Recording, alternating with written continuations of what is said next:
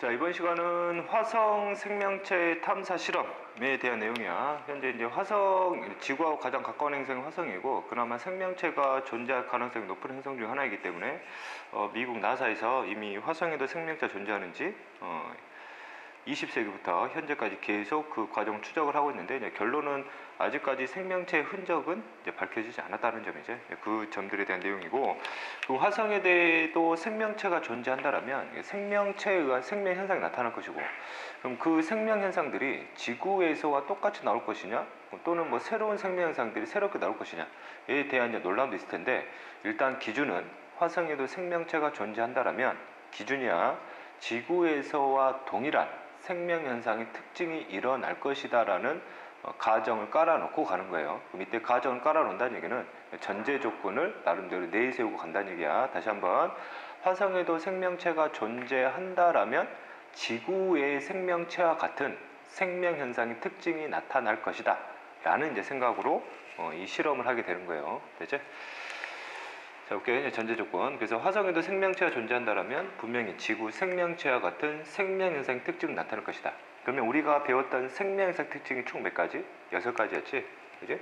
그럼 이러한 6가지 특징들이 있는데, 화성에 어떤 기계 장치를 보내서 이 기계 장치를 이용해서 이 현상들을 찾아낼 건데, 이 6가지의 현상들을 전부 다 찾아내진 않아요. 알았지? 그래서 이 6가지 현상 중에 딱 한 가지 현상만 집중적으로 찾기 시작을 해요. 그렇지? 그래서 지난번에 설명을 했듯이 모든 생명 현상이 일어나려면 반드시 생명체들마다 뭐는 반드시 꼭 일어나야 돼요. 물질 대사는 반드시 꼭 일어나야 되거든. 그래야 물질 대사가 일어나야지만이 그 물질들을 가지고 뭘 구성할 수 있고, 세포를 구성할 수 있고, 우리 이제 동물들 같은 경우나 식물들 같은 경우 세포가 만들어지게 되면 세포의 이제 기능에 따른 분화가 이루어지게 되지. 분화를 통해서 예를 들면 뭐 신경세포라든지 그다음 뇌분비 세포를 통해서 뭘 유도할 수 있어요. 자극과 반응이라든지 항상성 유도가 될 수 있는 거지.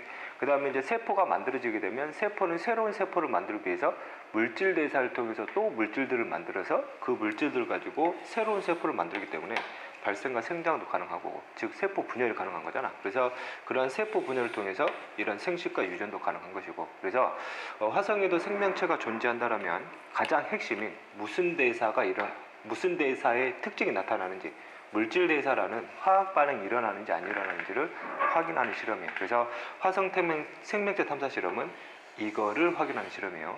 되냐? 그러면 이 전제 조건을 바꾸면 화성에도 생명체가 존재한다면 지구 생명체와 같은 생명상의 특징이 나타날 건데, 그 특징 중에서 분명히 뭐가 있을 거라는 얘기예요. 물질 대사는 반드시 꼭 일어나줘야 된다는 얘기지. 그래서 실험을 통해서 결론을 내기 위해서는 생명체가 있느냐 없느냐잖아. 그럼 그에 대한 조작 변이로 무슨 대사? 물질 대사 현상이 나타난다면 그 화성에도 생명체가 존재할 것이다 라는 나름대로 가설을 세우게 돼요. 그렇지? 그래서 물질 대사 현상이 있다면 이게 바로 조작 변이 되는 거고, 그 다음에 생명체가 존재할 것이다 확인하고 싶은 종속 변이 되는 거지. 말 그대로 실험이니까 이건 귀납법이 아니라 연역법이에요. 됐지? 자, 그 다음에 또 하나 또 봐야 될 게, 화성에는 지금까지 우리 인간이 간 적이 없어요. 오로지 기계 장치에 의존해서 이걸 찾아내는 과정이고, 이걸 실험했던 시기가 1976년이에요. 1976년. 됐지? 그래서 그때 실험했던 부분들이라, 그때 당시에 이제 기계 장치들은 현재의 기계 장치들보다는 좀 상태가 좀 덜 했겠지, 그지? 어쨌든 그 당시에도 미국은 이미 로켓을 쏘아 올렸고, 우주로, 그 다음에 이미 화성에도 기계 장치를 보낼 정도로 엄청난 우주 기술을 갖고 있는 거지. 우리나라는 이제 로켓을 겨우 쏘아 올리는 과정인데, 어쨌든 이 가설을 증명할 거예요. 되냐? 그럼 물질 대사라는 효소를 이용하는 화학 반응인데, 이러한 화학 반응의 종류가 여러 종류 있을 거 아니야. 그 여러 종류 중에서 크게 2가지만 확인할 거예요. 물질 대사의 첫 번째 핵심, 무슨 성이 일어나는지, 광합성이라는 현상이 나타나는지, 그 다음에 광합성이 일어났다면 광합성 결과 만들어진 포도당을 분해시켜서 에너지를 얻는 과정이 무슨 호흡이 일어나는지, 그렇지, 세포 호흡이 일어나는지, 이 2가지만 확인하는 실험이 있어요. 그래서 실험이 크게 2가지인데 광합성 확인 실험과 세포 호흡 확인 실험이 있어요. 좀 더 세부적으로 가면 광합성 확인 실험이 한 종류가 있고 세포 호흡 확인 실험이 2종류가 있어요. 대체 이제 그 과정들을 우리가 앞으로 배우게 될 것이다. 그러면 실험 과정을 설명하기 전에 이제 기본적으로 깔아줘야 할 배경 지식이 있는데, 어떤 배경 지식이 필요하냐면 당연하겠지만 첫 번째가 광합성 확인 실험이잖아. 그러면 뭐에 대한 과정을 알고 있어야 돼요. 그렇지. 광합성에 대한 과정을 알고 있어야 되겠지. 지난번 생명상 특징 중에서 물질 대사 표현할 때 이미 광합성에 대한 화학 반응은 이미 설명을 했고, 마찬가지로 뭐에 대한 화학 반응도 알고 있어야 되냐면 세포 호흡에 대한 화학 반응도 알고 있어야 돼요. 그래서 참고서에서는 이렇게 쓰지 않고 광합성이 대표적인 동화작용이기 때문에 이제 명칭 자체를 동화작용 실험이라고 그래요. 동화작용 중에서 무슨 성을 확인하려는 거구나, 광합성 확인하려는 거구나. 그럼 세포호흡은 대표적인 이화작용이 있잖아. 그래서 이화작용을 확인하기 위한 실험이다. 이 실험이 몇 가지가 있다? 두 가지가 있다는 점이죠. 됐지? 광합성의 화학 반응식 잠깐만 살펴볼게요. 여기에 나와있듯이 이산화탄소와 물을 이용을 해서 결과적으로 무슨 당 만드는 거예요? 포도당 만드는 거고, 이 포도당 속에다가 무슨 에너지를 저장하기 목적이에요? 화학 에너지 저장하기 목적이겠잖아. 그렇지? 비에너지를 이걸로 바꿔가지고, 그럼 세포호흡은 반대로 포도당 속에 들어가 있는 화학 에너지를 이제 완전 분해시켜가지고 뭐 어디다 실어내는 거? 화학 에너지를 ATP에다 실어내는 과정을 우리가 세포호흡이었지. 그래서 이거 현상이 정말 화성에서도 일어나는지를 확인하고 싶은 거고. 됐지? 그 다음에 본격적인 실험 내용 들어가기 전에 또 다른 배경 지식 하나가 더 필요한데, 어떤 배경 지식이 필요하냐면 방사성 동위 원소에 대한 배경 지식이 필요해요. 화학적 지식이 좀 필요하다는 얘기지. 일단 방사성은 나중에 설명하고, 일단 동위 원소에 대한 뜻을 좀 알아야 돼요. 동위 원소. 원소라는 뜻은 원자의 종류를 뜻한다고 그랬어요. 됐지? 그럼 대표적으로 우리가 유기물의 핵심 원소인 탄소를 갖고 설명을 할 거예요. 이렇게 탄소. 됐지? 탄소가 주기율표로 보면 원자 번호가 6번이잖아. 그러면 원자 번호를 원자 기호에다 쓸 때 왼쪽 하단에다 적어주자. 원자 번호 6번. 됐죠? 근데 보통의 교재를 보면 이 원자 번호는 보통 주지지 않지. 왜? 이미 알고 있어야 되는 부분이니까. 굳이 표현하자면 여기다가 표현한다는 얘기야. 이해되니? 그지? 만약 여기다 표현하잖아? 이 뜻은 탄소가 6개 결합되어 있다는 뜻이에요. 헷갈리면 안 되고, 여기다 표현하면 6번이구나 라고 봐야 돼요. 자, 그 다음에 원자들도 원자들 나름대로의 질량들이 있겠지. 질량. 그렇지? 뭐 화학 시간이나 또는 과학 시간에 배웠겠지만, 원자의 질량을 결정하는 것은 원자 핵이 결정한다고 배웠을 거야. 그래서 원자핵 주변에 전자가 도는데 전자는 질량을 무시할 정도로 되는 거고, 그 중에서 원자 핵의 양에 따라서 이 원자의 질량을 결정하게 되는 거예요. 그래서 질량을 구하는 방법이 있는데, 일단 탄소가 원자 번호가 6번이라는 얘기는 원자 핵 속에 양성자가 역시 몇 개 있다는 뜻이냐면 6개 있다는 뜻이죠.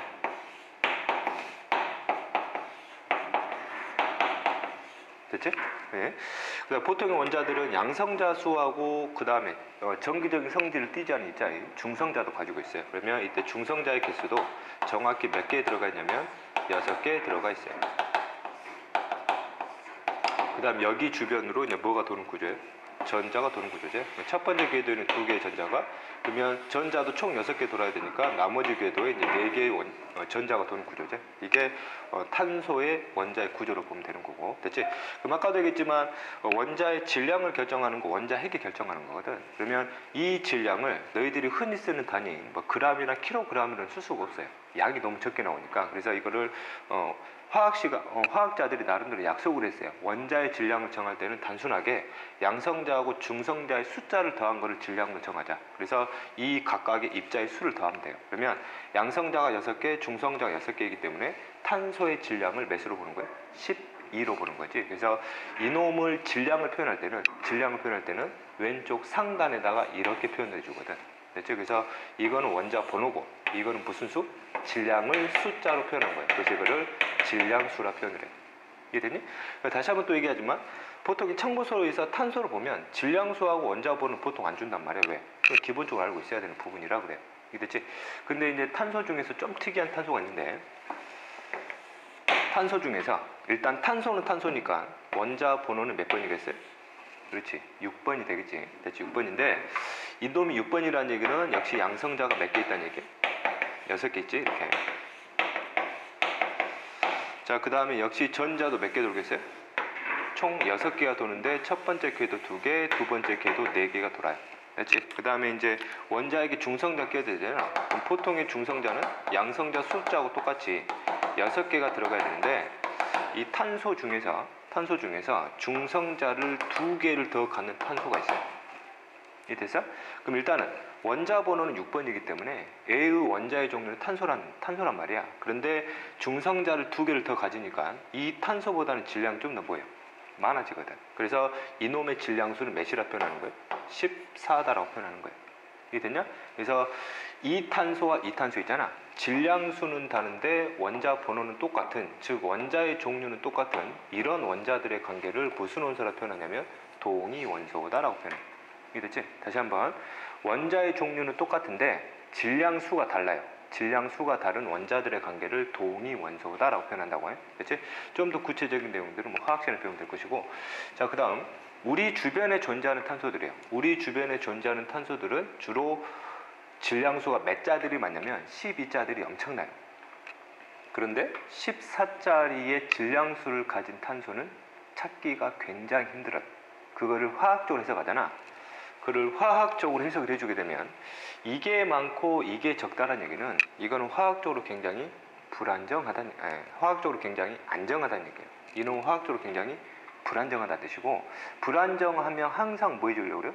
안정이 되려고 그러거든. 그러면 질량수 14짜리는 항상 질량수 몇이 되려고 노력을 하냐면 질량수 12가 되려고 노력을 해요. 그러면 14짜리의 질량수를 가진 게 12짜리의 질량수로 안정화되려면 가지고 있는 중성자 몇 개를 분해시켜 버려야 돼요. 2개를 빼내버려야 되거든. 여기서 중성자 몇 개를 2개를 빼버리게 되는 거지. 그러면 질량수 12짜리로 안정화가 되는 거고, 그러면 원자 핵 입장에서는 중성자가 떨어져 나가는 과정이에요. 이것도 일종의 화학 반응이거든. 그러면 이게 떨어지니까 일종의 분해 과정이에요. 그럼 분해 과정이면 반드시 뭐가 방출돼요? 그렇지, 에너지가 방출되지. 그럼 이 과정에서 바로 뭐가 방출되는데? 에너지가 방출되는데, 이때 에너지가 무슨 에너지가 방출되냐면 비대 에너지가 방출돼요. 됐지? 그지? 그러면 이때 비대 에너지도 종류들이 여러 종류들이 있어요. 아마 들어는 봤을 거예요. 뭐 방사선이나 뭐 자외선이나 X선이나 가시광선이나 적외선, 이런 것들이 빛의 종류들이잖아. 그럼 그 빛 중에서 무슨 선이 방출되냐면 방사선이 방출돼요. 방사선. 그래서 현재 질량수 14짜리는 불안정해서 안정화되기 위해서는 무슨 선을 방출한다는 게? 방사선을 방출한다는 얘기예요. 그래서 이 14짜리의 탄소를 무슨 성 동위원소로 표현하냐면 방사성 동위원소. 즉 무슨 선을 방출해? 방사선을 방출할 수 있는 원자란 얘기예요. 이게 됐지, 그지? 그 다음에 이 방사선을 또 다른 말로는 방사능이라 표현하는 거지, 방사능. 오케이? 그래서 보통의 문제나 그 다음 참고서를 보게 되면 12짜리 질량수는 워낙 많지. 그래서 이거는 보통 질량수 써줘요, 안 써줘요? 안 써줘요. 근데 이놈 뭐 하거든? 특이하거든. 그래서 방사선을 띠는 또는 방사능을 방출하는 이러한 동위 원소에다가는 반드시 옆에다가 뭘 적어줘요? 질량수를 적어줘요. 그래서 너희들 질량수가 적혀있는 이런 원자를 보면 아, 무슨 선을 방출하는구나?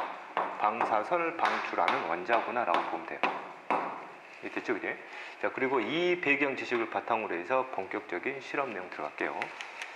자, 아까도 얘기했지만 화성에서 이러한 현상이 일어나는지 확인하려면 사람이 직접 가서 화학적으로 실험을 할 수가 없는 상황이었죠. 그래서 기계 장치를 프로그램화 시켜서 가는데, 이때 광합성에 필요한 이산화탄소에 이때 탄소를 바로 무슨 성 동위로 쓰냐면 방사성 동위 원소를 써요. 그러면 여기 탄소에다가 몇을 붙여주냐면 14다라고 붙여줘요.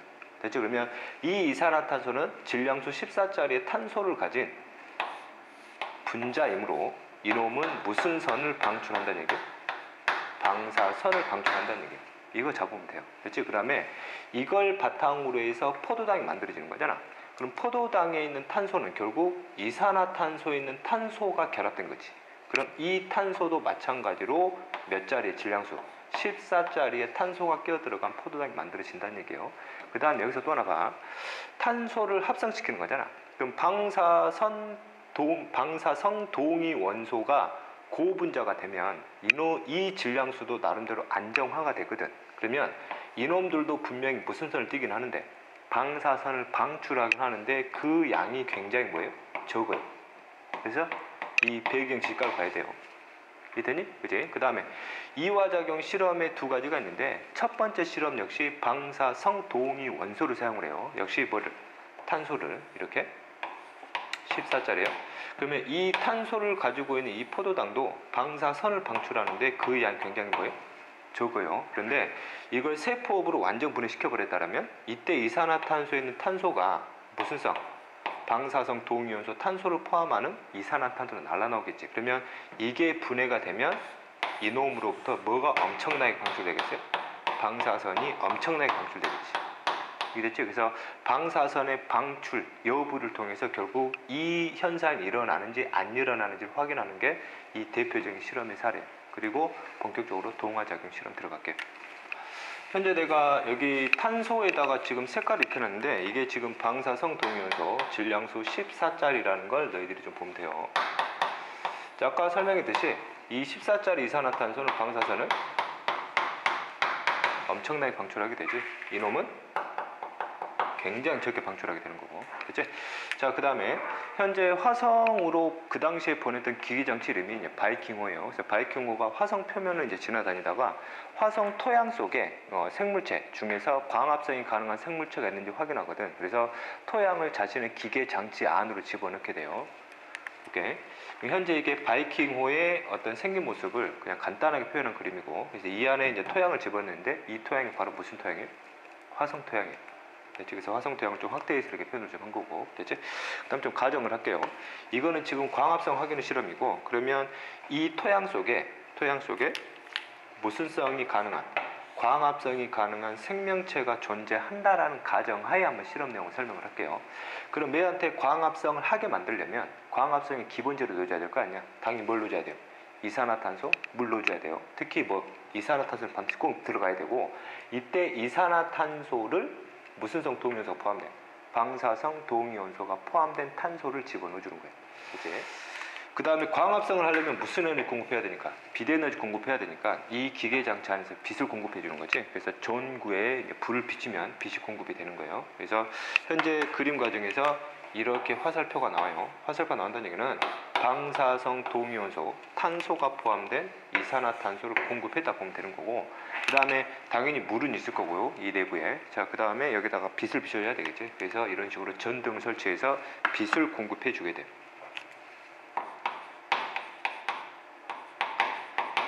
이해됐지? 그래서 이 상태로 며칠을 방치시키냐면 대략 5일 정도로 방치시켜요. 됐지? 그리고 광합성 생명체가 있다라고 가정을 했기 때문에 이 광합성 생명체가 있다라면 당연히 여기에 공급시켰던 이산화탄소를 뭐 했겠어요? 끌어왔겠지. 끌어오고 비대에너지를 바탕으로 이 안에서 무슨 당 만들었겠어요? 포도당 만들었겠네. 그렇지? 그럼 이 포도당에는 당연히 몇 짜리? 14짜리 질량수를 가진 탄소가 포함이 되겠지. 그렇지? 그러면 이 포도당이 만들어졌는지 안 만들어졌는지 확인이 되면 아, 광합성이 일어났네? 안 일어났네 판단이 될 거 아니야. 그런데 이 포도당에서 방사선이 방출됐는지 안 됐는지 확인해야 되는데 포도당 자체는 아까도 얘기했지만 방사선이 많이 방출이 안 돼요. 그럼 이 당시에 같은 기계장치는 이 소량의 방사능까지는 측정할 수 없는 상태야. 이제 그거 좀 알아야 되고.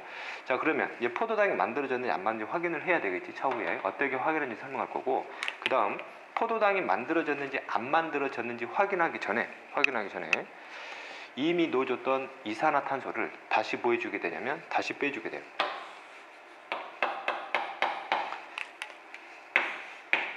이걸 빼주는 이유가 있어요. 이따 이제 설명하면 그 실험 과정 보면 충분히 이해가 될 거야. 됐지? 자, 그 다음에 정말 포도당이 만들어졌는지 안 만들어졌는지를 확인할 건데, 이거 확인하기 위해서 이걸 뭘 시켜버리냐면 가열시켜버려. 됐지? 내부 온도를 수백 도 이상 올려버려. 수백 도 이상. 그럼 말 그대로 이 안에 있는 연소될 수 있는 물질들을 다 연소시켜버린다는 얘기거든. 그러면 이 포도당 자체를 다시 분해를 시켜버리겠다는 얘기야. 그래서 뭐 중학교 때 배웠겠지만 이 열을 이용해서 어떤 물질을 분해시키는 과정 있잖아. 이 분해시키는 과정을 우리가 무슨 분해라 표현하냐면 열분해다라고 표현해.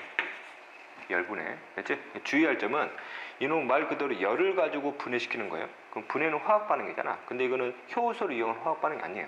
열 갖고 바로 분해시켜버리니까. 그래서 이 과정은 무슨 대사가 아니냐면 물질 대사가 아니라는 점이에요. 일단 이거 잡고, 그럼 이것들이 분해돼서 나오면 포도당의 기본 재료였던 다시 뭐가 나오겠어요? 이산화탄소가 나오겠지. 됐어? 이렇게 분해돼서 나오니까. 그럼 이때 이산화탄소에 있는 탄소가 당연히 뭘 포함하는? 방사성 동위 원소를 포함하는 탄소도 나올 것이고, 그러면 이놈들이 드디어 무슨 선을 방출할 거예요? 방사선을 방출하겠지. 됐어? 그럼 여기서 정말로 방사선이 검출되는지 여기서 측정을 하겠다는 얘기예요. 그래서 여기서 동그랗게 표현된 놈이 바로 방사능을 측정하는 기계 장치예요. 그래서 이거를 방사능 계측기라 그래요. 됐냐? 그럼 여기서 방사능의 검출 여부를 바탕으로 해서 이놈의 신호를 어디로 보내주게 돼?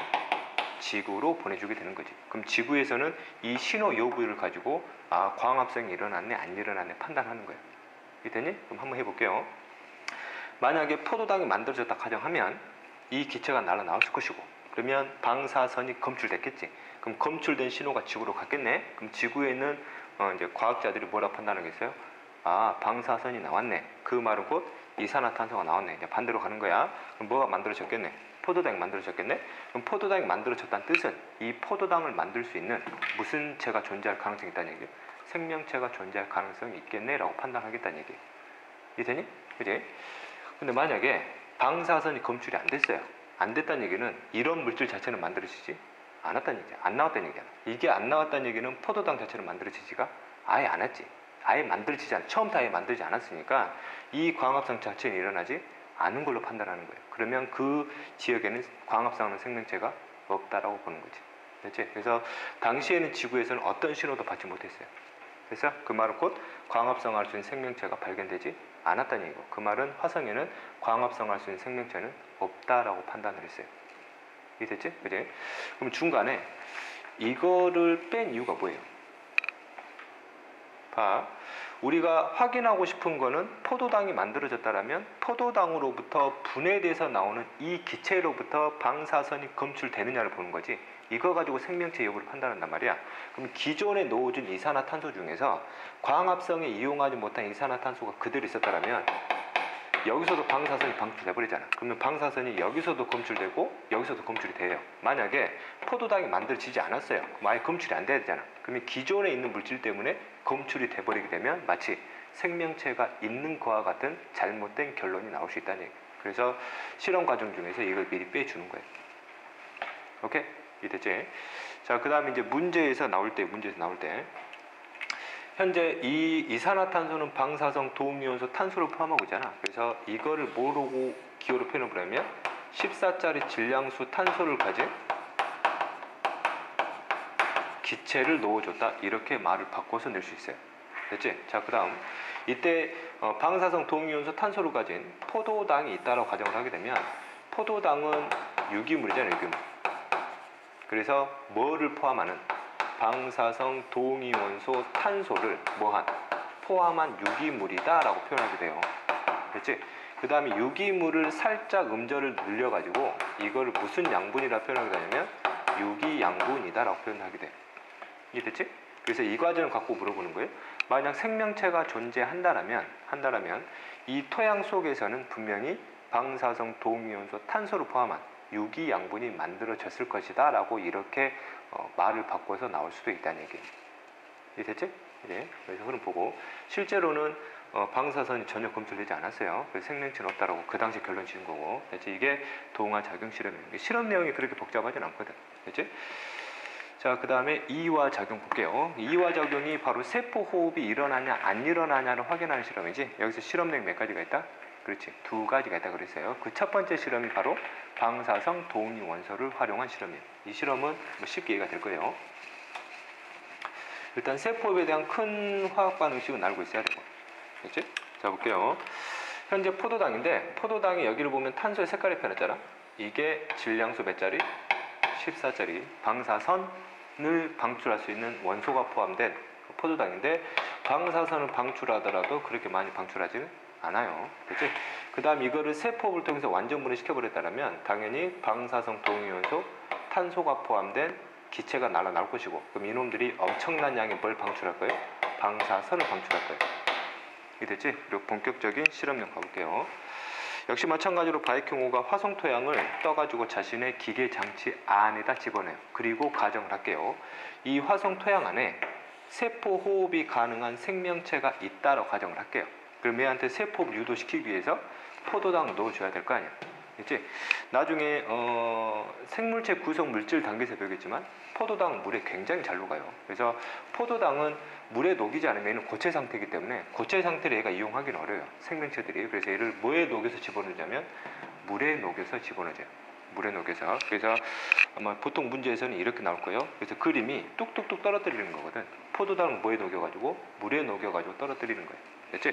그 다음에 이렇게 표현하는 거거든. 그래서 여기 안에는 뭐를 포함한? 방사성 동위원소, 탄소를 포함한 유기물을 집어넣어줬다 또는 유기양분을 집어넣어줬다고 표현하는데, 이때 유기물이라 하게 되면 우리는 간단히 뭐라 표현하면 돼요? 포도당이다 라고 표현하면 돼요. 됐지? 그럼 쉽게 얘기해서 얘를 무슨 당을 공급해 준 거예요? 포도당을 공급해 준 거예요. 그러면 이 생명체가 포도당을 이용할 수 있는 놈이라면 이 놈을 끌어와 가지고 분해시켜서 에너지를 가지고 살아가겠지. 그걸 가정하는 거예요. 그리고 세포호흡이 일어날 수 있는 충분한 시간을 보장해줘요. 역시 약 며칠을 방출시키냐면 이 상태에서 5일을 방출시켜요. 그래서 그럼 이 안에 있는 생명체가 공급된 포도당을 끌어와 가지고 세포호흡을 했다라면 당연히 분해 산물이 나오겠지. 그 분해 산물 중에서 기체 중에서 당연히 무슨성 동위원소를 포함한 방사성 동위원소, 탄소를 포함한 이산화탄소가 나올 것이고. 이해됐어? 그럼 이때 이산화탄소에 방사성 동위원소가 포함되어 있다면 이놈이 무슨 선을 엄청 방출하겠어요? 방사선을 엄청 방출하겠지. 그럼 이 방사선이 실제로 방출되는지를 한번 뭐 해보겠다는 얘기요? 검출하겠다는 얘기죠. 그래서 마지막 이 점검 장치도 뭐라 표현하는 거예요? 방사능 계측기라 그래요. 그래서 이 신호 여부를 역시 어디로 보내주는 거예요? 지구로 보내주는 거지. 됐지? 그러면 지구에서 신호를 받았어요. 신호를 받았다는 얘기는 방사선이 검출됐다는 얘기잖아. 방사선이 검출됐다는 얘기는 탄소를 포함한 이산화탄소와 같은 기체가 나왔다는 뜻이고, 이게 나왔다는 뜻은 분명히 포도당만 공급시켰잖아. 그럼 포도당이 뭐 됐다는 뜻이에요? 분해가 됐다는 뜻이에요. 그럼 포도당이 분해가 됐다는 뜻은 곧 이 포도당을 분해해서 살아갈 수 있는 세포 호흡이 가능한 무슨 체가 존재할 가능성이 있다? 그렇지, 생명체가 존재할 가능성이 있다라고 보는 거지. 근데 실제 실험 결과는 방사선은 전혀 검출되지 않았어요. 신호가 전혀 안 들어왔거든. 그 말은 이런 기체는 전혀 나오지가 않았어요. 그러면 이 토양 속에 스며든 포도당이 전혀 분해가 안 됐다는 뜻이고, 포도당이 전혀 분해가 안 됐다는 뜻은 이 포도당을 이용해서 분해할 수 있는 생명체의 존재 여부는 없다라고 판단하는 거지. 오케이? 됐지? 자, 그 다음에 이런 실험 내용을 가지고 여러 생물학자들이 이제 반박을 하게 되는데, 어떤 반박을 하게 되냐면, 만약 화성에도 세포 호흡을 하는 생명체가 있다고 가정을 하면 우리 지구에서와 같이 동일한 화학 반응이 일어날 수는 없지 않느냐. 우리 지구에서는 생명체들이 포도당을 완전 분해시키면 분명히 이산화탄소가 나오는데, 여기 사는 생명체는 이산화탄소가 아니라 예를 들면 다른 기체의 종류가 나올 수 있지 않냐? 탄소를 포함하지 않는, 예를 들면 수소 기체가 나온다거나 산소 기체가 나올 수 있을 수도 있잖아. 그러면 분명히 여기서 분해된 결과 수소 기체가 나왔는데 이거는 지금 확인이 안 되는 거 아니냐? 그러면 정말로 포도당이 실제 분해되긴 했는데 탄소만 확인하다 보니까 이게 검출이 안 될 수도 있잖아. 분명히 분해가 일어나는데. 이런 반박을 해서 이런 반박을 없애기 위한 두 번째 실험이 들어가요. 두 번째 실험. 그렇지? 그래서 세포호흡의 두 번째 실험은 탄소만 확인하는 게 아니라 여러 가지 원자를 포함한 기체들이 나오는지 안 나오는지를 확인하는 내용들이기 때문에 이 두 번째 실험에서는 방사성 동위원소를 사용하지 않아요. 됐지? 이따 실험 과정을 전체 흐름 보면 무슨 말인지 이해가 돼요. 일단 역시 바이킹호가 화성 토양을 떠가지고 자신의 기계 장치 안에다가 토양을 집어넣는 과정이에요. 됐지? 그 다음에 여기에 세포 호흡을 하는 생명체가 역시 있다라는 가정하에 설명을 해볼게요. 됐지? 그 다음에 세포 호흡을 위해서는 포도당과 같은 유기물을 넣어줘야 되는데 이 유기물을 넣어주기 전에 먼저 하는 작업이 있어요. 봐. 여기가 특정 뭐를 검출하는 장치인데 지금까지는 방사는 계측기였잖아. 방사선을 검출하는. 그지? 근데 이 장치는 이제 방사능을 또는 방사선을 검출하는 장치로 쓰이지 않아요. 다른 목적으로 쓰이는 장치라 이걸 무슨 분석기라 표현하냐면 기체 분석기라 표현해. 기체 분석기. 됐지? 그래서 실험 전에, 무슨 전에? 실험 전이에요. 즉 토양까지 떠다 놓고 포도당을 공급하기 전에 또는 유기물을 공급하기 전에 이 안에, 이 내부에 뭐의 성분을 미리 조사하냐면 기체 성분비를 미리 조사해요. 기체 성분비. 예를 들면 실험 전에 이 안에 간단하게 정리할게요. 예를 들면 질소라는 기체가 예를 들면 40%가 있었고, 그 다음에 산소라는 기체가 예를 들면 역시 40%가 있었고, 그 다음에 이산화탄소라는 기체가 예를 들면 10%가 있었고, 그 다음에 수소라는 기체가 역시 10%가 있다라고 가정을 할게. 가정한 거야. 됐지? 그리고 본격적인 실험을 할 거예요. 실험을 하려면 얘한테 이제 무슨 당 공급해야 돼요? 포도당 공급해줘야 되겠지? 그래서 미리 기체를 먼저 조사한 다음에 그 다음에 본격적으로 뭘 넣어주게 돼요? 포도당을 넣어주게 돼요. 됐지? 이때는 포도당을 넣어주는데 포도당에다가는 어떤 원자도 방사성 동위원소를 사용하지 않아요. 이거 잡아야 돼. 됐지? 그러면 이 포도당이 물에 잘 녹으니까 역시 물에 뚝뚝뚝 떨어뜨려 가지고 그냥 공급하는 거고, 이 포도당은 내가 노란 선으로 표현할게요. 그러면 이 안에 세포 호흡을 하는 생명체가 있다고 가정을 하면 포도당이 물에 녹아 가지고 토양 속에 이렇게 스며 들어가겠지. 오케이? 그러면 이놈을 얘가 끌어와서 세포호흡을 한다고 가정을 할게요. 그리고 세포호흡이 일어날 수 있는 충분한 시간을 줘요. 역시 며칠을 줘야 5일 정도를 줘요. 됐지? 그러면 볼게. 그럼 이 안에 있는 생명체가 토양 속에 들어가 있는 포도당을 끌어와가지고 이걸 분해시켰단 말이야. 그래서 그러면 탄소를 포함한 기체가 아니라 탄소를 포함하지 않은 기체가 나왔다 가정을 할게요. 예를 들면 수소라는 기체가 나왔고 그 다음에 뭐 산소라는 기체가 나왔다는 가정을 해볼게요. 이게 됐지? 그리고 나서 실험 후가 되는 거잖아. 실험 후에 여기에는 무슨 분석기를 통해서 기체 분석기를 통해서 이 내부의 기체 성분비를 재조사하는 거지. 이해됐어? 그지? 그럼 만약에 여기에는 생명체가 존재를 해서 포도당을 끌어와서 다양한 기체를 내놓았다라고 가정을 하면 이때 기체의 성분비는 실험 전하고 값이 어떻게 돼야 돼? 다르게 나와야 되겠지. 이해됐지? 여기서 포도당이 분해 결과 여러 기체를 내놨단 말이야. 그럼 당연히 기체 성분비가 뭐야 돼요? 처음하고 달라야 되거든. 그러면 이 포도당이 화학 반응했구나, 분해가 됐구나, 또는 이 분해를 유도하는 뭐가 있겠네? 생명체가 있겠나라고 판단하는 거예요. 오케이? 그런데 실제 실험 결과는 실험 전이나 실험 후나 기체 성분비가 전혀 변화가 없었어요. 전혀 변화가 없었다는 얘기는 포도당을 넣어줬지만 이 포도당이 화학 반응을 전혀 하지 않았다는 얘기지. 됐지? 그러니까 성분비에 변화가 없는 것이고, 그럼 포도당이 전혀 화학 반응이 일어나지 않았다는 얘기는 이런 화학 반응을 주도하는 무슨 체는 없다, 생명체는 없다라고 판단된 실험이에요. 이해됐지? 그래서 이화작용의 두 번째 실험에서 방사성 동위원소를 사용하지 않는 이유는 특정 원자를 구성한 기체로부터 방사선이 방출되는지 확인하는 게 아니라 여러 기체가 나올 수 있는 가능성을 열어두고 가는 거기 때문에 방사성 동위원소를 사용하지 않고 처음과 마지막에 기체 성분비의 전체 변화만 비교 분석해서 생명체의 존재 여부를 판단한 실험이다. 이해됐지? 이렇게 이해하면 돼요.